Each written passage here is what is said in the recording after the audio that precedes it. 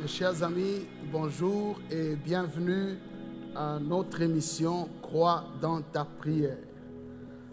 Voilà déjà quelques semaines que nous sommes ensemble et nous sommes en train de partager un sujet très important, Crois dans ta prière. Que Dieu soit loué. Alors, nous allons prier. Père, dans le nom de Jésus, nous bénissons ce moment.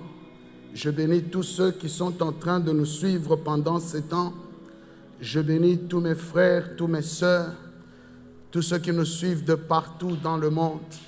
Laisse qu'au travers de ces messages, que tu puisses réveiller des héros, des hommes et des femmes avec une vision, avec une mission, avec des objectifs, avec des fardeaux. Que par cette parole, que tu puisses les relever, les motiver, les fortifier. Au nom de Jésus, je bénis ce moment et j'aimerais que toute la gloire te revienne, toi notre Dieu, dans le nom de Jésus. Amen. Alors, bienvenue mes chers amis, vous tous qui nous suivez de partout dans le monde, merci d'être là, merci de nous accompagner encore une fois aujourd'hui.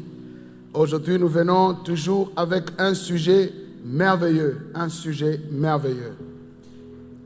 Vous savez, pendant une longue période, on va partager la parole et avec notre thème de l'émission, Crois dans ta prière. Ici, depuis quelques semaines, nous sommes en train de démontrer que l'Église a besoin des hommes forts. L'Église a besoin des chrétiens forts. Les chrétiens forts, ce sont les hommes et les femmes qui ont de l'impact sur l'Église. Et la seule manière d'avoir de l'impact sur l'Église, ça prend des hommes et des femmes qui savent se retirer, des gens qui savent rester dans la présence de Dieu, les gens qui quittent tout juste pour aller à la rencontre du Seigneur. C'est très important. Alors nous gardons le même verset. Nous gardons le même verset dans Luc chapitre 18, le verset 1. La Bible nous dit, Jésus leur dit ensuite cette parabole pour leur montrer qu'ils devaient toujours prier sans jamais se décourager. Alors, ici, il y a quelque chose qui attire mon attention. Jésus donne une parabole, il dit dans d'autres versions, nous dit qu'il faut, pour leur montrer qu'il faut toujours prier. Il faut. Mais dans cette version, on nous dit qu'ils devaient toujours prier et jamais se décourager. Dans d'autres versions, on nous dit jamais relâcher. Donc, Mungu Jésus ekononesha badisiple yake asema inapasha kuomba saa yote ushachirie hata kiloko. Il faut kuomba. Na pale beko nasema inapasha kuomba, mapasha inakuwa ni kitu unapasha kufanya. Na Biblia iko nasema na ushiatilie hata kiloko, qu'il faut toujours prier et ne jamais relâcher. Lorsque nous voyons le verbe devoir, nous sommes en train de comprendre que c'est impératif, c'est important qu'il faut prier. Lorsqu'on nous dit que tu dois, c'est qu'il faut, c'est impératif, c'est un ordre. Il disait à ses disciples, il faut toujours prier. Et Jésus, en leur disant cela, c'est parce que lui-même croyait dans la prière. Vous vous imaginez, si le Fils de Dieu dit qu'il faut toujours prier, ça signifie que le Fils de l'homme a trouvé que c'est très important qu'il faut toujours prier et ne jamais relâcher. Jésus croyait dans la prière. Pour que quelqu'un dise qu'il faut toujours prier, c'est que cet homme-là croit dans la prière. Beaucoup de gens parlent de la prière, mais ne croient pas dans la prière. Tout le monde parle aujourd'hui, qu'il faut prier. Mais les gens parlent de la bouche. Vous ne verrez jamais ces gens-là prendre du temps à part et se verser dans la prière, se verser dans l'intimité avec Dieu, rester des heures, le jour, les nuits dans la présence de Dieu. Aujourd'hui, on a besoin d'une génération qui peut tout quitter et comprendre que c'est une urgence, c'est impératif qu'il faut toujours prier. Alors, la dimension que nous avons beaucoup exploitée, c'est pour dire que nous devons arriver à un point où nous avons un temps à part. Un chrétien qui n'a jamais pris un temps à part avec Dieu, je ne dis pas un seul jour, non. Il faut que ça devienne une habitude, il faut que ça devienne une vie normale de se retirer dans la prière. Je suis content et je ne cesserai de le dire que nous avons grandi au pied des hommes. Quand vous allez chez eux, vous les cherchez, on vous dit non, il est occupé. Vous allez trouver ces gens-là toujours dans la prière. Et deux fois, on connaissait leur programme, on courait vite. Il faut que j'aille le voir avant qu'il n'entre dans la prière. Pourquoi? Parce que ces gens-là avaient un témoignage puissant qu'ils étaient toujours à genoux. Ce n'est pas quelqu'un qui nous le disait, nous-mêmes on l'a vu. Moi j'ai vu tous mes mentors, c'était des hommes de prière, des gens qui se retiraient dans la prière. Deux fois tu peux aller, tu attends des heures et des heures, et puis finalement quelqu'un vient te dire non, aujourd'hui il ne va pas sortir, il est enfermé dans sa chambre, il ne va pas sortir. Donc toute la journée il est là à lire la Bible, il est là à prier, il est là à faire un message. Alors ces choses-là nous ont fortifiés et nous avons compris pourquoi ces gens-là étaient élevés. Ils étaient élevés parce que un jour ils ont cru, un jour ils ont pris la décision de croire dans la prière. Bien-aimés, beaucoup de gens cherchent des onctions, je ne sais pas quelle onction. On leur impose les mains pour qu'ils deviennent grands, pour qu'ils puissent rayonner, pour que leur étoile puisse briller, comme on dit. Beaucoup de gens vont au pied des gens qui ont déjà percé. Et on est en train de faire des offrandes et tout ça. Je ne suis pas contre ces choses. Mais je suis en train de vous dire que la seule façon de voir la parole de Dieu s'accomplir dans notre vie, pour que nous puissions vivre des grandes choses avec Dieu, ça prend que toi, tu puisses prendre un moment à part où tu es à genoux dans la prière. Est-ce la nuit? Est-ce le jour? Tu te retires, tu vas en brousse, tu es dans ta chambre, tu vas t'enfermer à l'église. On sait que ce frère-là, cette soeur-là, s'enferme à l'église. Tous les gens de ma génération que j'ai vu élever, ce sont des gens qui avaient consacré leur vie à la prière. Ils avaient un moment personnel avec Dieu. Dans ma génération, je n'ai pas vu des gens qui ont grandi magiquement. Non. J'ai vu des gens, un jour, il a cru à la prière. Et le signe pour savoir que cet homme a cru dans la prière, que par la prière, tout peut venir. J'ai vu ces gens-là prendre la décision d'avoir des moments très personnels avec Dieu. Vous le verrez la nuit, pendant que vous dormez. Lui, il descend, il se retire, il commence à prier, il commence à glorifier Dieu.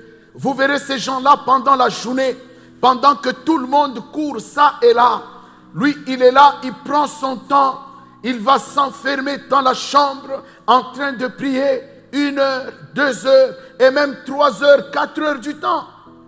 Il y a des gens, dès que la journée commence, ils se retirent en brousse, il va là-bas, il commence à prier, à glorifier Dieu. Nous avons besoin de ces hommes et de ces femmes dans cette génération. Des gens qui savent prendre des moments personnels avec Dieu. Bien-aimés, j'ai envie de venir parler des choses en grec, expliquer des choses en grec, expliquer des choses en hébreu, et tout ça, c'est bien. Mais ce qui fait la force de tout ce qui va sortir de notre bouche, de tout ce qui va rayonner dans notre ministère, c'est ce moment-là que nous prenons à part avec Dieu. Ça prend de choisir un moment que vous consacrez, où tu es seul. Tu n'es pas dans la chorale, tu n'es pas dans l'église, tu n'es pas avec les frères, tu n'es pas avec les gens, mais tu es seul. Un moment seul, one on one avec Dieu. Pas deux, pas trois, pas ta femme, pas ton mari. Je dis toi seul. Dès que tu as ces moments-là installés dans ta vie, je te prophétise que tu seras grand. Je te prophétise que tu iras loin. Je te prophétise que tu auras des connexions dans ta vie comme tu n'as jamais vu. Je te prophétise que tu verras des grands qui vont te servir. Tu verras des riches à tes pieds. Tu verras des hommes érudits, des gens intelligents, des gens élevés dans la société à tes pieds. Pourquoi? Parce qu'un jour, tu as décidé de mettre à part un temps personnel avec Dieu. Ma vie a changé un jour parce que j'avais pris cette décision de me retirer du monde, d'être seul et de commencer à prier. C'est ça qui a changé ma vie, pas autre chose. Ce qui a changé ma vie, j'ai vu Dieu, j'ai vu l'accomplissement des promesses de Dieu.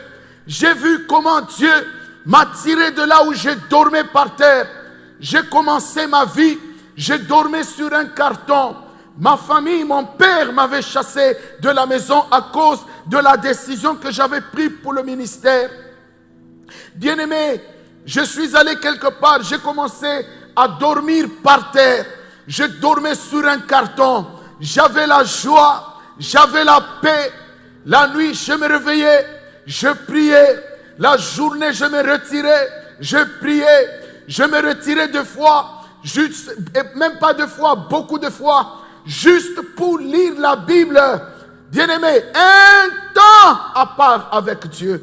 Un temps à part avec Dieu. C'est très important pour que tu voies ta vie changer, pour que tu voies ta vie aller loin. Je suis venu dire à quelqu'un aujourd'hui, ne cours pas derrière les hommes, ne cours pas vers ce qui périt. Cours vers Dieu en sa présence. Cours vers Dieu en sa présence. Aie un moment à part avec Dieu. Dès que tu as ces moments-là, ta vie a complètement changé. Il sera écrit sur ton front, tu iras loin. Il sera écrit sur ton front, tu iras loin. Tu n'auras pas besoin des promesses des hommes.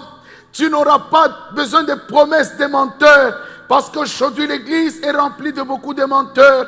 Des gens qui nous manipulent. Des gens qui nous disent n'importe quoi à cause de ce que nous devons faire pour eux. Je te dis, si tu prends seulement du temps, tu dis, moi, tel, moi, Jean-Paul, moi, Charles, moi, Henri, je prends la décision de mettre un temps à part où je serai one-on-one avec Dieu.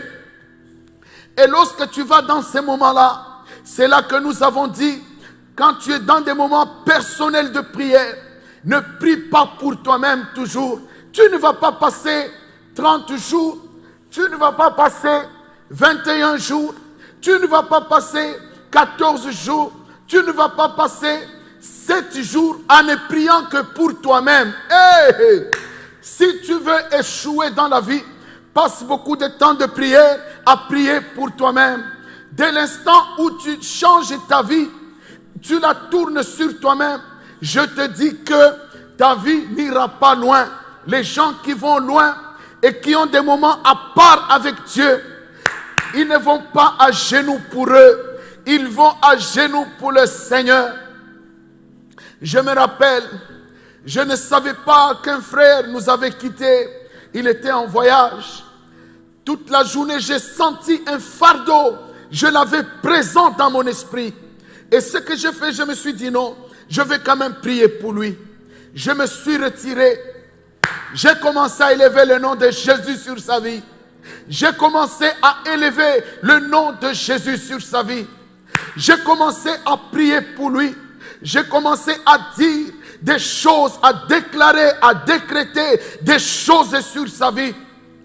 J'ai commencé à ordonner au diable d'enlever ses griffes sur la vie de ce frère. Bien-aimé, j'ai commencé à dire, je ne sais pas à quoi tu exposes cet homme pendant 7 ans. Oh Dieu, accomplis ta volonté maintenant. J'ai commencé à briser la résistance. J'ai commencé à briser l'opposition. J'ai commencé à dire, oh Dieu, je sens que tu l'exposes à des grandes choses. Donne-lui l'intelligence pour comprendre ce que tu veux faire dans sa vie. Je ne priais pas pour moi, mais je priais des heures pour quelqu'un. Bien-aimé, lorsque le fardeau est parti, j'ai senti la louange dans mon esprit. J'ai senti un esprit d'adoration m'envahir. Et à partir de ce moment-là, j'ai eu la paix dans mon cœur. Bien-aimé, laissez-moi vous dire, lorsque je l'ai rencontré, quelque chose de merveilleux est arrivé. Il est arrivé que, quand je l'ai rencontré, il m'a dit, apôtre, j'étais telle part, j'étais dans une famille, il y avait un problème sérieux, les choses ont tourné au vinaigre, il était même possible qu'on puisse m'éliminer dans cette maison-là. Mais tout d'un coup, Dieu a opéré un miracle, la sagesse est venue, j'ai prononcé telle parole, Dieu m'a libéré, cette famille a commencé à pleurer et à me demander pardon. J'ai prié pour eux et j'ai vu Dieu a commencé à faire de délivrance dans cette maison. Vous savez pourquoi? Parce que quelque part, quelqu'un l'avait soutenu. Si j'avais été égoïste, si j'avais ignoré le fardeau que Dieu avait placé sur mon cœur, j'allais louper cette opportunité où j'ai gagné des points au ciel. Mon frère, je lui ai dit, mon frère, regarde mon carnet. J'étais en train de prier pour toi. Ce jour-là, j'ai senti un fardeau dans mon cœur. J'ai pris beaucoup de temps à prier pour toi. Bien-aimé, imaginez-vous si je n'avais pas prié pour lui. Il aurait été la honte dans l'église. On allait lui coller des choses qu'il n'a pas fait. On allait très mal l'interpréter. Mais parce que quelqu'un a senti un fardeau dans son cœur, il a soutenu dans la prière. Nous avons vu Dieu accomplir de grandes choses. Mon frère, lorsque tu sens, lorsque tu entends une voix qui te dit, va prier, arrête tout et va prier. Arrête tout et va prier. Vous savez, j'ai lu un homme de Dieu qui m'a encore beaucoup fortifié. Il est allé dans une ville. C'était un homme que Dieu utilise et qu'il utilisait puissamment avec les guérisons miracles. Alors il est parti dans une ville. Tout le monde attendait des miracles. Tout le monde attendait des guérisons. Alors on l'a invité à table. Et quand on l'a invité à table, il est parti manger. Et à table, il y a eu de très belles conversations. Il y a eu de très belles conversations. Et l'homme avait difficile à quitter la table. Il entend une voix qui lui dit, arrête tout ce que tu es en train de faire maintenant, va prier. Tellement que c'était bon de rester avec les gens, il a dit, ok, j'irai prier. La voix revient, lui dit encore, arrête tout maintenant et va prier. Mais l'homme de Dieu a fait sourde oreille. Il n'a pas obéi au Saint-Esprit. La voix est encore revenue. Arrête cette causerie et va prier. Alors, il n'a pas obéi. Quand tout est terminé avec les hommes, chacun s'est retiré dans sa chambre d'hôtel. Lui aussi, maintenant, il va dans la chambre d'hôtel pour prier et il n'avait plus le temps. Alors, et puis c'est l'heure de la rencontre. On l'amène là-bas. Il fait ce qu'il a toujours fait. Il fait chanter les gens. Il invoque. Il n'y avait, la présence de Dieu n'était pas manifeste. Ce jour-là, il n'y a pas eu de miracle.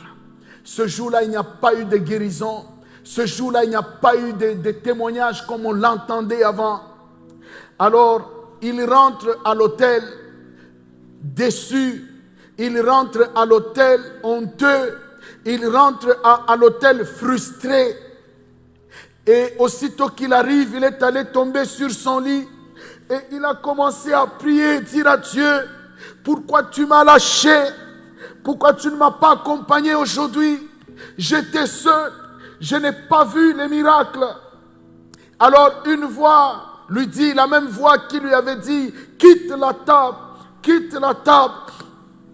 La même voix lui a dit, je suis venu 3 fois, je t'ai dit de quitter la table pour que je vienne te préparer pour la rencontre de ce soir. Tu as refusé. Tu as refusé. 3 fois je suis venu, tu as refusé. Alors c'est là qu'il va comprendre que le Seigneur n'était pas avec lui.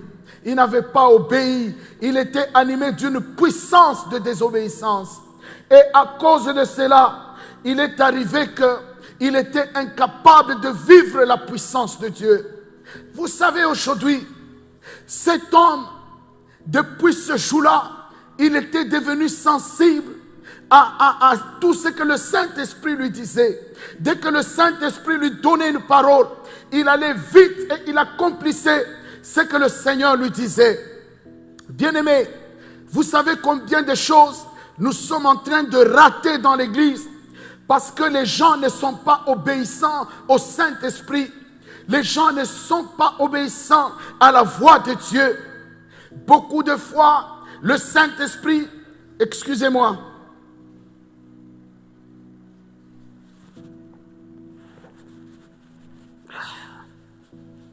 excusez-moi mes amis, beaucoup de fois, le Saint-Esprit est venu nous dire, arrête ceci et va faire, quitte ici et va.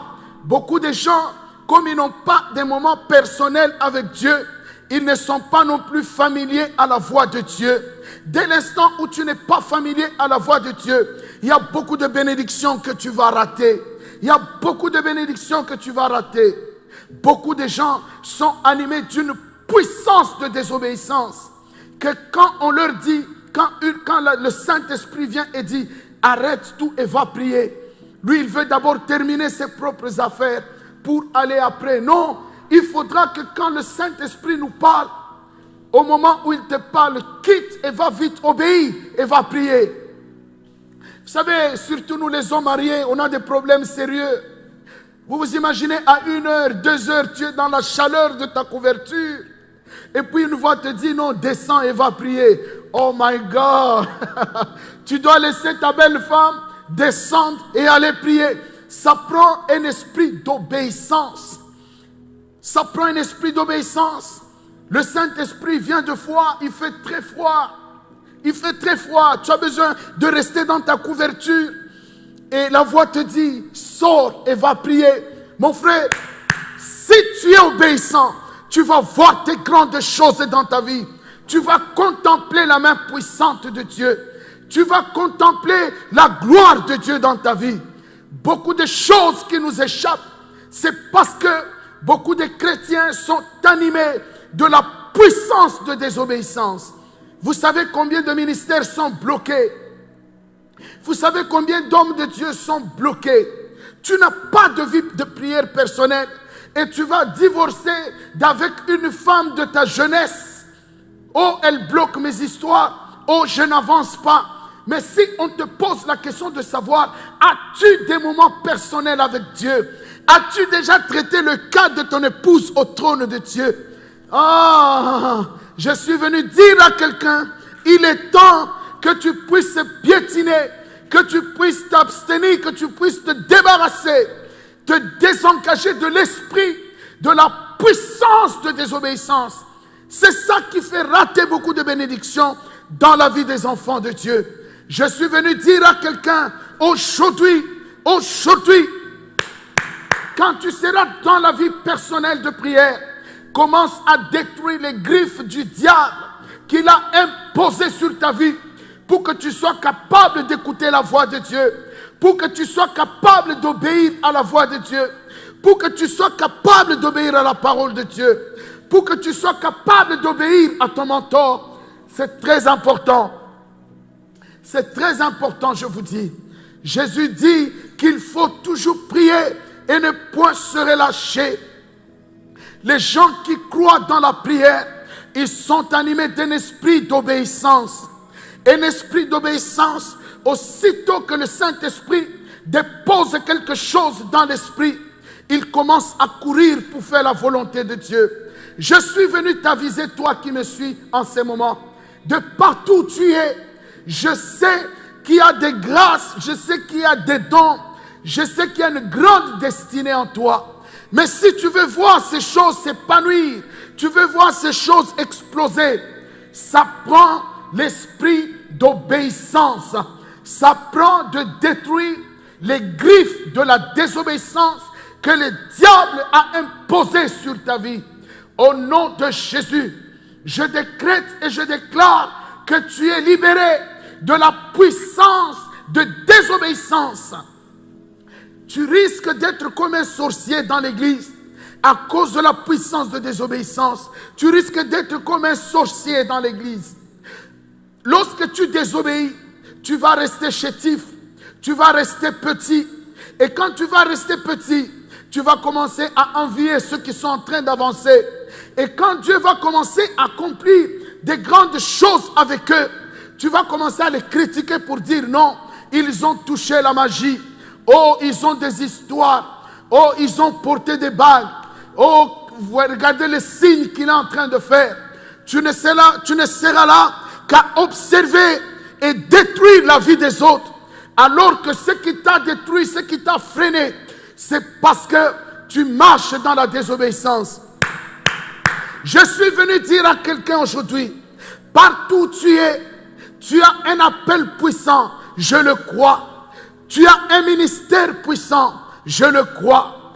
Tu as un avenir glorieux, je le crois. Tu as tout un carnet de prophéties, je le crois.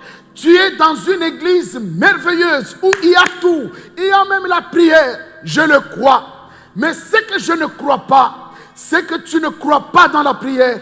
Et tu me dis, apôtre, pourquoi? C'est parce que tu n'es pas souple, tu n'es pas prompt. Lorsque tu reçois une parole pour aller à genoux et prier, tu résistes toujours. Lorsque le Saint-Esprit vient te parler, tu t'opposes toujours. Je suis venu te dire aujourd'hui, il y a des grandes bénédictions pour cette année 2020. Qu'il y ait le Covid-19, je m'en fous. Que les gens meurent, je m'en fous. Que les gens abandonnent, je m'en fous.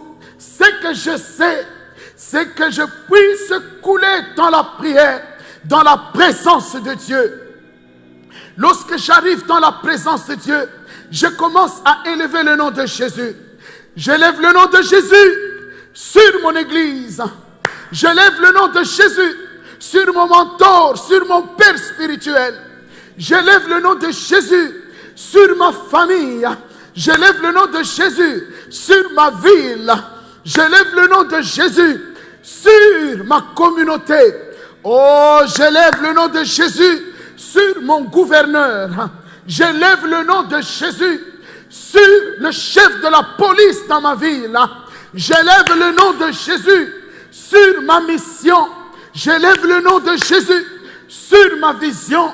Oh, bien-aimé, dès l'instant où tu passes seulement 1 heure du temps à élever le nom de Jésus sur la vie des gens, élever le nom de Jésus en l'élevant sur la vie des autres. Bien-aimé, lorsque tu as terminé seulement cette intention-là, oh, tu verras comment les choses vont commencer à tomber dans ta vie. Les choses vont commencer à tomber. Les choses vont commencer à tomber. À tomber. Pourquoi? Il y a un homme qui a obéi. Le Saint-Esprit lui a dit, va à genoux et prie. Il a vite quitté, il est parti. Vous savez,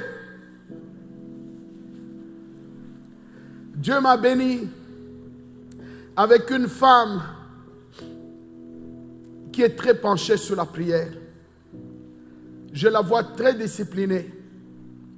Aussitôt qu'une voix lui dit, va, retire-toi et prie, quel que soit ce qu'on est en train de faire, quelles que soient les causeries qu'on a, ma femme va vous quitter, elle va aller prier. Au moins je peux parler d'elle. C'est la personne qui vit avec moi et que je vois. Et à un certain moment, tu peux dire, mais où est-ce qu'elle est allée? On est en train de causer des bonnes choses comme ça. Et puis tu la rejoins, tu la trouves là-bas. Alléluia. Tu dis, waouh, donc elle est venue prier. Et le Saint-Esprit ne lui a pas dit, prends Jean-Paul et allez prier. Non, le Saint-Esprit lui a dit, toi, va prier.